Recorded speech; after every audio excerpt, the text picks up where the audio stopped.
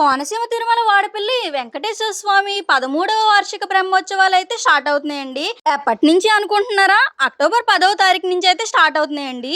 శ్రీదేవి భూదేవి సమేత శ్రీ వెంకటేశ్వర స్వామి వారి బ్రహ్మోత్సవాలు అయితే 9 రోజులు అయితే రంగరంగ వైభవంగా అయితే జరుగుతాయండి.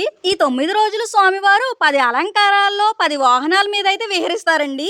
అవేంటంటే 10వ తారీఖు పరవాసుదేవ అలంకారంతో శేషవాహన సేవ, 11వ తారీఖు సరస్వతి అలంకారంతో అంశవాహన సేవ, 12వ తారీఖు కోదండరామ అలంకారంతో హనుమద్వాహన సేవ, 13వ తారీఖు యోగ నరసింహ అలంకారంతో సింహవాహన సేవ, 14వ తారీఖు మలయప్పన్న అలంకారంతో గరుడ వాహన సేవ, 15వ తారీఖు ఉదయం శ్రీకృష్ణ అలంకారంతో సూర్యప్రభ వాహన సేవ, రాత్రి మోహిని అలంకారంతో చంద్రప్రభ వాహన సేవ, 16వ తారీఖుని రాజాదిరాజ అలంకారంతో గజవాహన సేవ, 17వ తారీఖు ఉదయం కల్పవృక్ష వాహన సేవ అండి.